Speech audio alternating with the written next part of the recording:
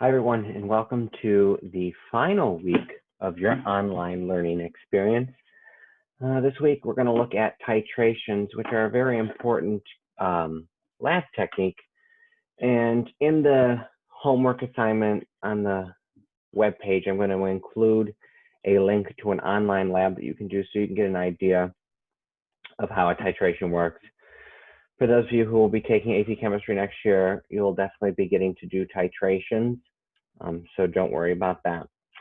So what is a titration? A titration is a process of adding a reactant from a burette to neutralize another reactant using either an indicator or a data device to signal the equivalence point. What we're going to talk about titration-wise is going to be acid-base titrations. Now, you can do a titration for a multitude of things, but that's what we're going to focus on here. So with an acid-base titration, we're always going to start with acid in the container, and then inside the burette, you're going to have your base. Now, along with the acid inside here, you're going to have water, and for the most part, we're going to use an indicator, and that indicator is going to be phenolphthalein. If I try to type that out or write that out, I'm going to spell it wrong. Oh, it's spelled so weird. Phenol, phthalene. God, don't quote me on that, but I'm pretty sure that's how it's called, how it's spelled. And that's usually the indicator that you use. It works well for HCl and sodium hydroxide, so hydrochloric acid and sodium hydroxide titrations, which are the very basic of basic titrations. You'll see a slide here coming up that shows so many different types of indicators. And you can also use a data device, which would be a pH probe. So you just stick it into the acid solution and you can see the pH, and you can see as you add base, how does the pH change? Now, it doesn't always have to be acid in the flask and base in the burette. It can be switched, but that's usually how it works. And now when you use a data device like a pH probe, you can get a titration curve, which is this right here. And you can see here, you're measuring pH versus the volume added. And so here I've got a low pH, so this is acidic, and this is basic. Okay, so we're starting with our acid in there, and as I add base, you can see that the pH increases until you get a very steep increase. And that's going to be where you're going to have your equivalence point. Now, the equivalence point is the moment when we have neutralization occurring, where you have the number of moles of acid equal to the moles of base. Very important. And so halfway from where you start to the equivalence point, which would be right here, pH is equal to pKa, and the pKa is the negative log of the Ka of whatever acid that you're using. Okay. So calculations for titrations looks like the dilution calculation. It's MAVA is equal to MBVB. And this has to do with A for acid, B for base. So the molarity of the acid times the volume of the acid will be equal to the molarity of the base times the volume of the base. So if we look here, 54.6 milliliters of 5 molar HCl is added to 100 milliliters of sodium hydroxide. What's the molarity of the sodium hydroxide? Very simple. Since it is 1-to-1, when you take hydrochloric acid and you react it with sodium hydroxide, you will get a complete reaction to give you water and sodium chloride. Since the ratio is 1-to-1, all you have to do is keep like things together, so the acid stuff together and the base stuff together. Put it in your calculator. X will be 2.73 molar. So that means the concentration of the sodium hydroxide that was used was 2.73 molar. So this is what you would do. You would start, if you were doing a titration, you would start with a known amount of a known concentration of added. You would add base into it, and you can figure out the concentration of that base, or you can flip it, say, I know the concentration of the base and how much I use. This is how much acid I start with. What's the concentration of the acid? So as long as you know 3 out of the 4 things, you can solve for any of them. Now in the next one, it's a little bit different because you take magnesium hydroxide and you react it with hydrofluoric acid to get water and magnesium fluoride. Now in this example, it's not a 1-to-1 ratio, it's a 1-to-2 ratio. So you need double the moles of acid to neutralize 1 mole of the base. What do? Well, you do everything normal. So I'm going to do the 22.8 milliliters of a 0.12 molar magnesium hydroxide. That will be 10 milliliters of X. X equals 0.27 molar. But since we're not a 1-to-1 ratio, I have to, since this is for the acid, it's getting cut in half. So my answer is going to be 0.14 molar. Or what you can think about it, looking at it, you can do 22.8 times 0.12, again for that. And then you've got, for the acid, it's 10 milliliters of what concentration, and then the 2 goes there from the 2 in front of the acid ends up working out to give you 0.14. Okay. Now here's the titration curve. It says the pH of an unknown acid versus the volume of sodium hydroxide. What is the Ka of the unknown acid? Well, the pH is equal to the pKa at half the equivalence point. The half equivalence point information is right here. So that's 4.2 is the pKa. And therefore, the negative log of Ka is 4.2. When you do that math, to undo a log, it's 10 raised to the. So my Ka is going to be 6.3 times 10 to the negative 5th. So what I did should have been 10 raised to the negative 4.2 to give me that answer. And then the other question here, what is the molarity of this unknown acid if 12 milliliters of base? No, not base. This needs to be changed to acid. That's a typo. Sorry about that. Because I know how much base is used. You'll see right here, here's my equivalence point, and the volume was 19 milliliters. So I used 19 milliliters of the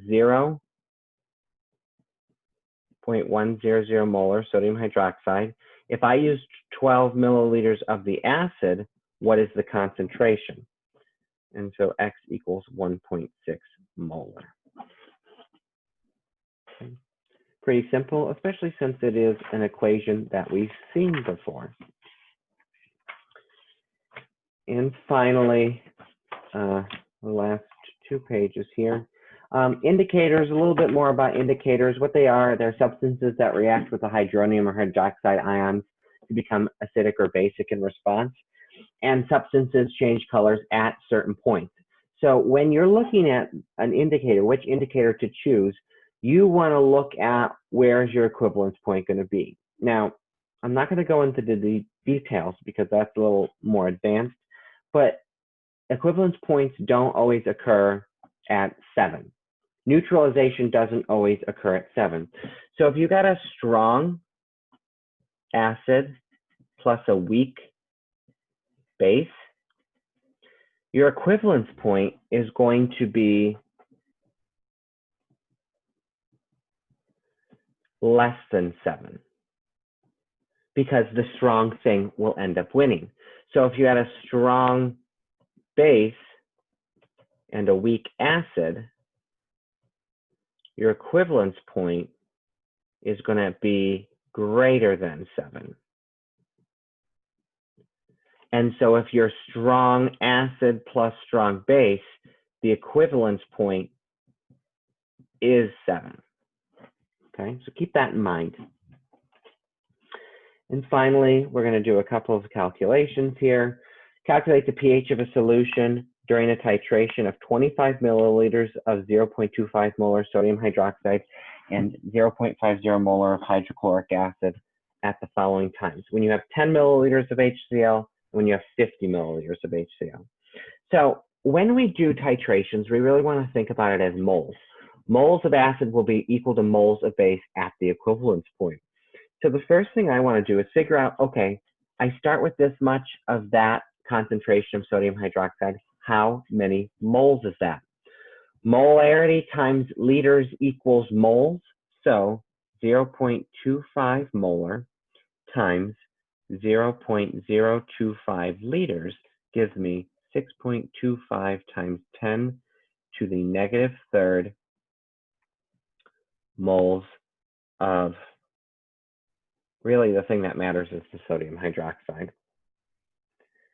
So when I'm at 10 milliliters, how many moles of hydrogen ions is that? Well, I have a 0.5 molar times it by 0.01 liters, because that's 10 milliliters, and that gives me 5 times 10 to the negative third moles of H plus. Now, neutralization means they cancel out. So what I do for this is I'm going to take the 6.25 times 10 to the negative third moles of the OH minus. I'm going to subtract it from 5, or subtract from that 5 times 10 to the negative third moles of H plus. And then to get a concentration, I'm going to divide that by the total volume, which is 0.6 liters. When I do that, that gives me 2.08 times 10 to the negative second molar of OH ions. So at 10 milliliters, I still am basic. I still have extra hydroxide ions. I have not been neutralized yet. So to find the pH, we'll do POH is equal to the negative log 2.08 times 10 to the negative second, which equals 1.68, and therefore the pH equals 12.32. Okay, I'm not there yet. So now what I want to do is I want to see, okay, I'll do it at 50 milliliters. So I'm going to see how many moles of hydrogen ions I have at that point. So what I want to do is 0.50 molar times 0.05 liters. That gives me 0.025 moles of the hydrogen ions. Now at that point, I'm going to have more hydrogen ions than I would if I was here. So this is how many hydroxide ions, this is how many hydrogen ions I'm going to have. So I'm going to take the 0.025 moles of H plus. I'm going to subtract the 6.25 times 10 to the negative third moles, the OH minus. I'm going to divide that by, now my total is 0.075 liters.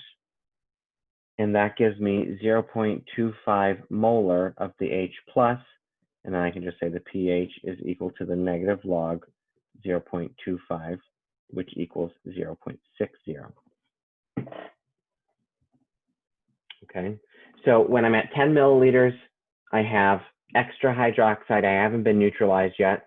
When I am at 50 milliliters, I have been past neutralized. Now I have way more hydrogen ions. So the question is, how many milliliters of hydrochloric acid are needed at the equivalence point?